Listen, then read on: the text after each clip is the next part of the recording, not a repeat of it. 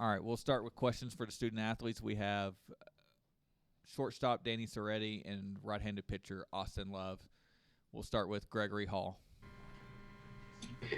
Danny, can you just take me through that home run at bat? What'd you see, and just when you felt it off the bat, just emotions and everything that kind of went through that at bat? Yeah, well, I think I was telling the guys earlier, I think that what allowed that to happen was Angel's at bat that, he was down 0-2 and worked the walk there. So I was telling everybody that pretty much won the game right there, that at bat. So, but no, he threw me a first pitch fastball, and I was a little behind it. So I choked up a little bit, and then he threw me another one, and I was right on it. And then he happened to throw one right down the middle, and I was just trying to hit it and flick it over short, and just went out, which I couldn't believe. But yeah, it was awesome. Go to Patrick James. Austin, you talked earlier this week about how you really haven't been using the changeup quite as much recently. It did seem like you were kind of using it a little bit more tonight, especially to kind of some of their big left-handed hitters. Just how much of a point of emphasis was that coming into this matchup, and just kind of how big was that pitch for you tonight? Yeah, it was big. I felt like it was more big early in the counts for me, and then late in the counts I would either use a fastball or go back to my slider, which has been so good lately. So, it was definitely good to have that pitch back and able to get ahead of hitters. Go to Eric Kelly. Both of y'all, so feel free to answer in whichever order you want. But you guys in general, in the one tournament that you've been involved in before this at UNC, and then just UNC in general, you guys are kind of used to being, the hosts, the ones with the target on your back. Do you guys a little bit, though, thrive in that role of now getting that chance to play the national seed, play the home team, and be the ones with the ability to have an upset tomorrow? Yeah, I personally like that feeling of being the underdog. I felt like we've kind of had that all year, where we've just had to fight back, whether it be in games or throughout the whole season. We've just had that adversity, and just having to come back has really proven that our team has what it takes. Our team's been through so much, so taking on this role is something that's not really new to us. We've had to find a way to deal with being the underdog the entire season. So I'm just really proud of our team, and it's just pretty much showing that everything we went through is paying off right now. So go to Don Williams. Danny, how much confidence does it give you guys when you have Austin on the mound? Oh man, Austin's the best pitcher in the country, so when he's on the mound, we just got to give him the lead, and we're going to win the game. So that's pretty much what we just focused on before the game. Was we just want to put a couple runs up, and we felt like we had a good chance to win the game. All right, we'll go to Gregory Hall and Patrick James to close. Danny, what was the mood on some of those mound visits there in the last the 8th inning, 7th inning? Obviously a bunch kind of going through the pen. What was said by the coaches, and just kind of what was the general atmosphere as you guys were trying to close out the game there? Everybody was just telling the guys on the mound just to trust their abilities, and just fall back in what they've been doing all year, and the hard work that they've put in. So we knew that they could do it, and I'm really glad they executed. Go to Patrick James. Danny, obviously, Will Stewart gets in the lineup for the first time in almost 3 months.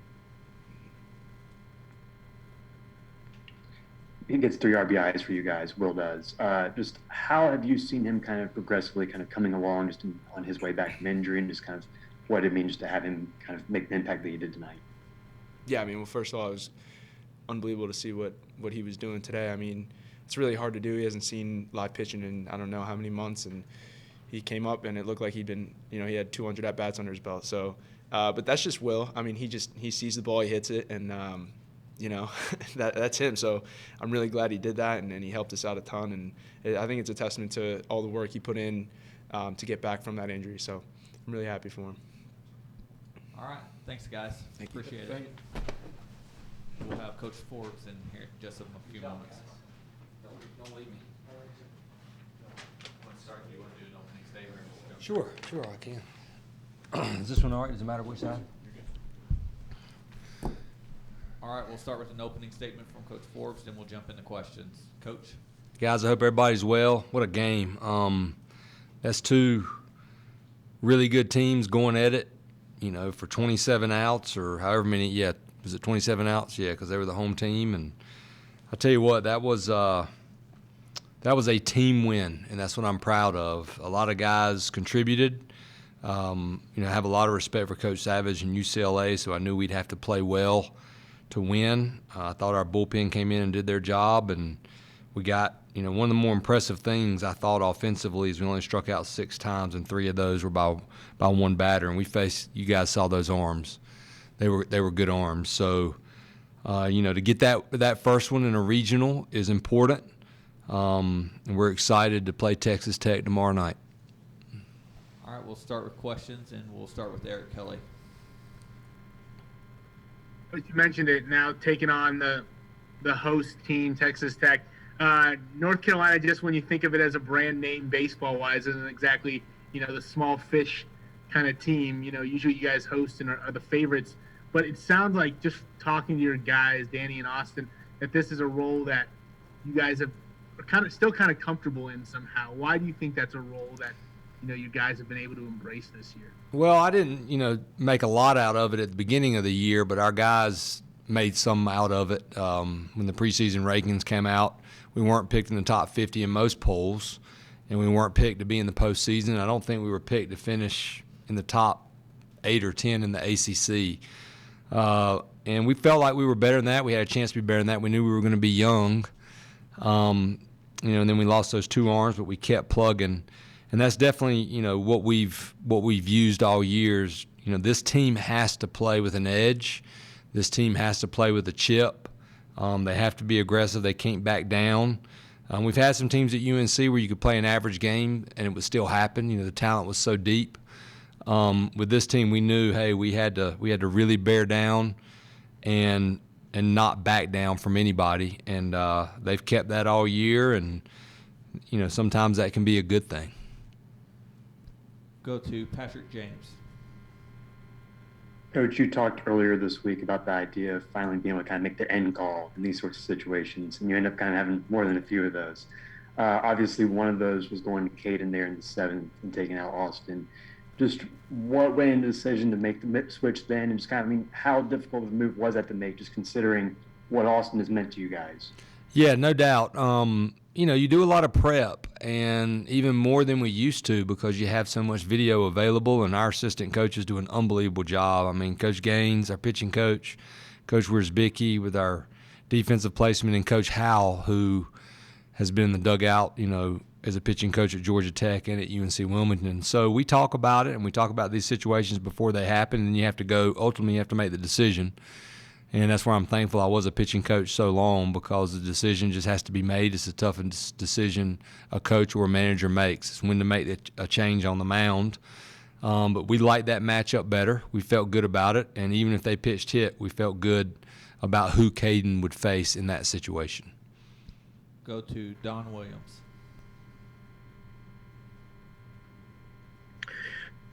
Coach, you told us yesterday that you really didn't know who your number 2 starter was at this point.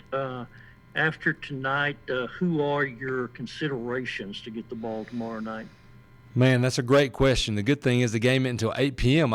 I think, is that right? 8 Central? So we got plenty of time to decide. And I won't tell our pitchers. I'll tell our pitchers tonight. It's going to take everybody for us to win this regional, and it might be something that we haven't done in the past. We'll announce a starter, but we may, whoever it is, we'll go with our eyes, and it won't be your traditional starter. We're not going to expect to get 5 or 6 innings out of them.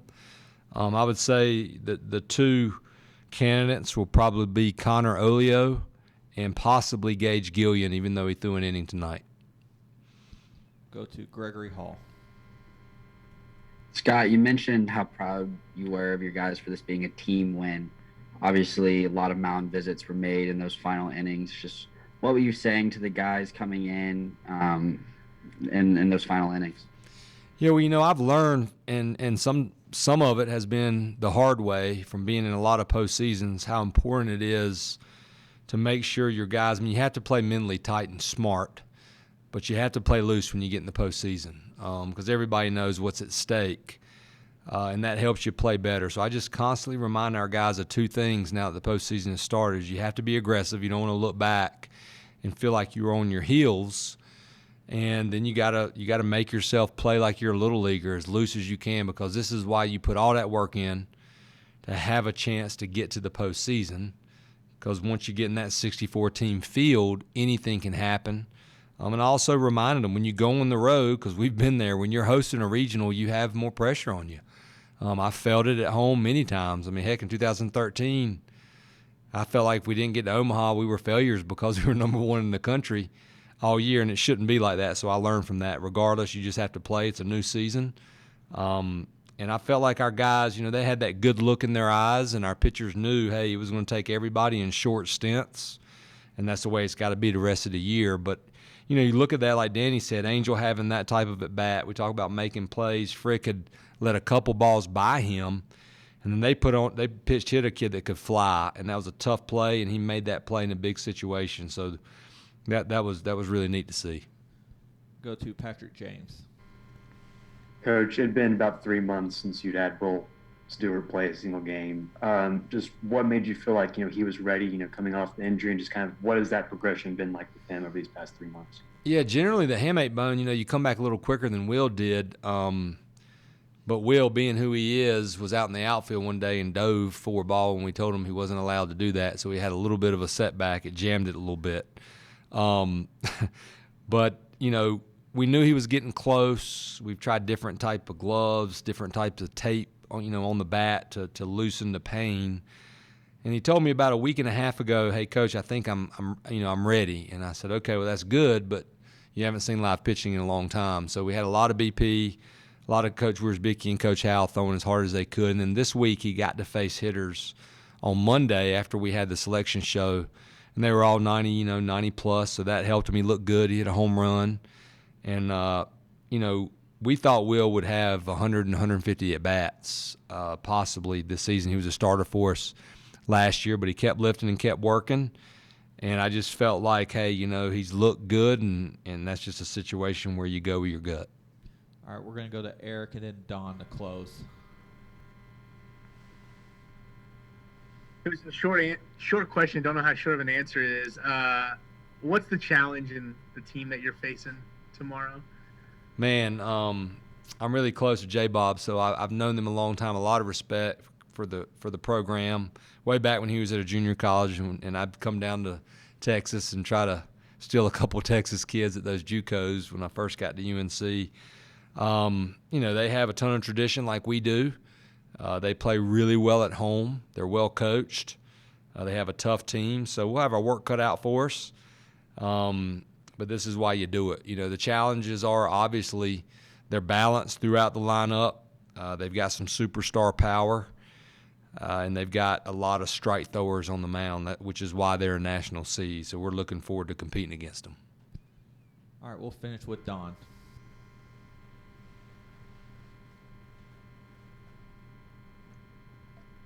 Coach, a couple quick follow-up questions on your pitchers. You mentioned that Gillian would be available tomorrow after throwing 17 pitches. O'Brien, then he available tomorrow after throwing 15 in some capacity. Yeah, well, all of our pitchers. I probably won't let Love go back out there. That was my other question. I was going to say, is there any scenario where you'd let him throw another 20 or 30 pitches in the next couple of days? Nope. Probably not. He will beg me because he's who he is. If something happens and then extended to Monday, but not going to do it. I feel like we've got some guys that can get it done. And when you're going to win a regional or a super regional or a national championship, most of the time somebody that's not done a lot, like Will Stewart did for us tonight, has to do something. Somebody steps up and all of a sudden they give you some more innings. But they'll all be available. O'Brien, Pryor, Rapp, Gillian, I feel pretty good about keeping their pitch counts down, and we plan on using them every game rest of the way. All right. Thanks, Coach. Thank you all for joining us. Have a good night, guys.